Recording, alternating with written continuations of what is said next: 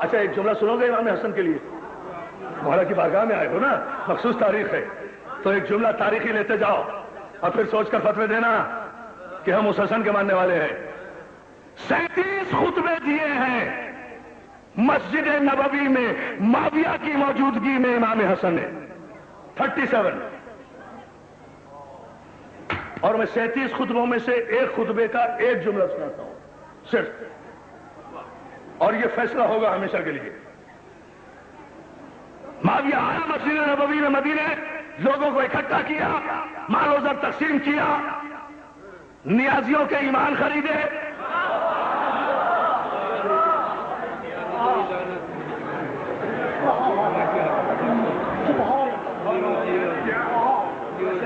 سب کو مسجد میں چھڑا کر خود بیٹھ گیا، اس کے بعد اپنا ہرکارہ بھیجا، اپنا سپاہی بھیجا فرزند رسول کی خدمت میں، امام حسن کی خدمت میں، جاؤ حسن کو بلا کر لاؤ، اور ادھر کانسپریسی یہ کی، سازش یہ کی کہ دیکھو خیال رکھنا جب حسن مسجد میں آئے کوئی استقبال کے لیے نہ اٹھے تاکہ پہلی توہین ہو طرف۔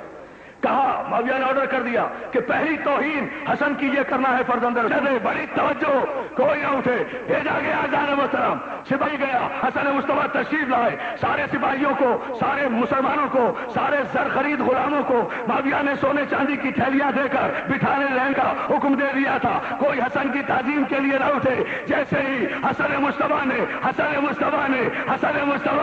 مسجد نبوی میں قدم رکھ کر منبر کے قریب حسن مصطفیٰ پہنچے، منبر رسول سے بے ساختہ آواز آئی، السلام علیکم یا ابن رسول اللہ۔ اس آواز کی ہیبت سے معاویہ سمیت سارا مجمع حسن کی تعظیم کے لیے کھڑا ہو گیا۔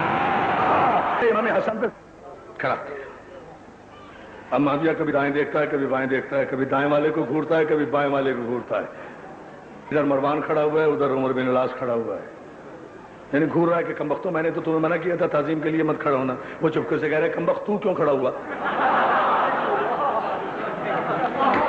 نہیں غور کر رہے لانے محترم، تو جو ہے نا یہ آنکھوں میں بھی باتیں ہوتی ہے نا، ہے نا، یہ ہو رہی تھی تو کیوں کھڑا ہو گیا تھا۔ عزیزان محترم اب جملہ سنیں پوری توجہ کے ساتھ دوستو۔ امیر شام فوراً کہتا ہے حسن ہم نے آپ کو اس لیے یہاں بلایا ہے کہ آپ بہت توجہ میرے جملے پر عزیزان محترم، آپ کے بابا علی نے ہمارے آبا و اجداد کو قتل کیا بدر میں، احد میں۔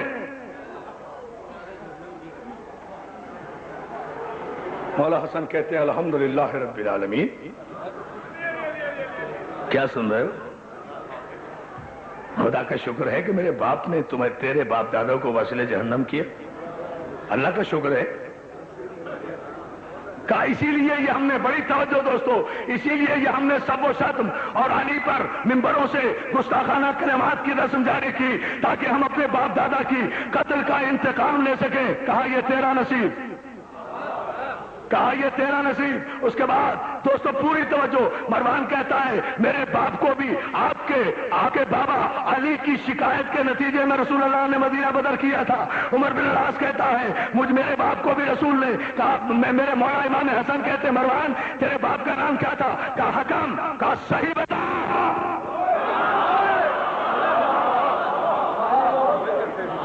عمر بن العاص سے کہا عمر تیرے باپ کا نام کیا تھا؟ کہا صحیح بتا۔ تو لوگ بہت توجہ لرز کر رہ گئے۔ کہا بالکل میرے باپ کا نام حکم تھا۔ دوسرے نے کہا میرے باپ کا نام آس تھا۔ معاویہ سے کہا معاویہ تیرے باپ کا نام کیا تھا؟ کہا ابو سفیان تھا۔ کہا صحیح بتاتا ہے یا اس منبر پر آ کر میں بتاؤں کہ اصل میں تو ابو سفیان کا نہیں کس کا بیٹا ہے؟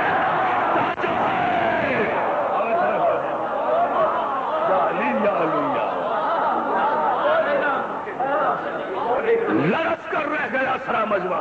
امیر شام نے کہا کہ یہ تو میرے شجرے نسب کا تعارف کرانے لگے ہیں، رسول کے بیٹے ہیں۔ وہیں بیٹھ گیا، سونے اور چاندی کے ڈھیر حسن کے قدموں میں لگا کر ہاتھوں کو جوڑ کر بڑا شریف بن کر کہتا ہے یہ سونا چاندی سارا لے جائیے۔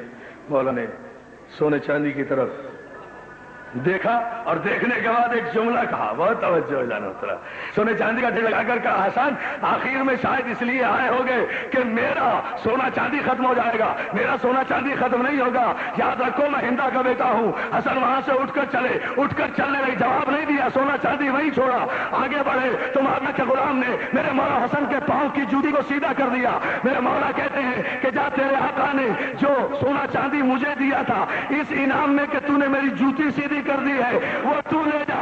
جب معاویہ کے غلام نے وہ سونا چاندی اکٹھا کیا تو حسن کہتے ہیں معاویہ یاد رکھنا میں زہرا کا بیٹا ہوں۔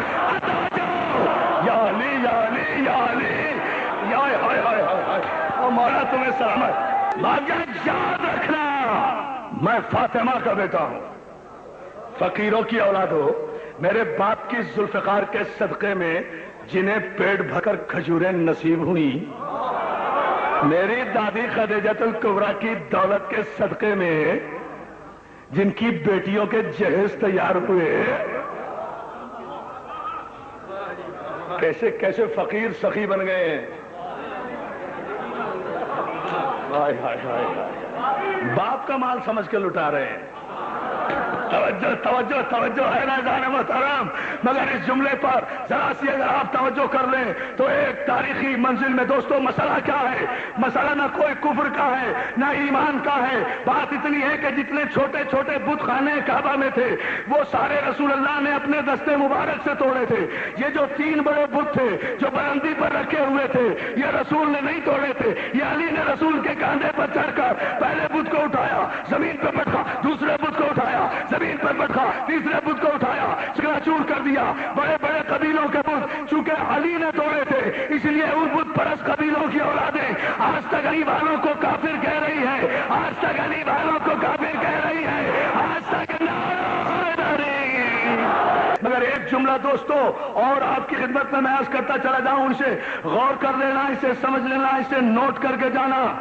اس جملے پر ضرور توجہ فرمانا، یہ کوئی معمولی بات نہیں ہے کہ کربلا بنی، یہ کوئی معمولی بات نہیں ہے کہ ہم رو رہے ہیں، اس کا کوئی بیک گراؤنڈ ہے، اس کا کوئی پس منظر ہے، اس کی کوئی وجہ ہے، اس کی کوئی سبب ہے۔ مسئلہ یہ معمولی اسلام لانا اور کلمہ پڑھنے والا مسئلہ نہیں ہے، بہت بڑی سازش تھی، بہت بڑا پلان تھا، بہت بڑا کنسپریسی تھی، بہت بڑی سازش تھی جسے ابو طالب اور اس کی اولاد نے ناکام بنایا ہے۔ کیوں آج تک علی والوں کو کافر کافر کہہ رہے ہیں؟ کربلا بنانے کے بعد بھی چین نہیں آیا ابو سفیان کی اولاد کو، آج تک کیوں ہمیں کافر کہنے پر مصر ہے؟ وجہ صرف یہ ہے، توجہ کر لینا، پوری تاریخ ایک طرف، ایک شعر ایک طرف، سازش یہ تھی جو ناکام ہوئی اس کا انتقام لے رہے ہیں، پتھر مار رہے ہیں، وہ تو یہ کہ آڑے ہے ابو طالب کا خون، ورنہ یہ سفیان کو چنتے نبوت کے لیے۔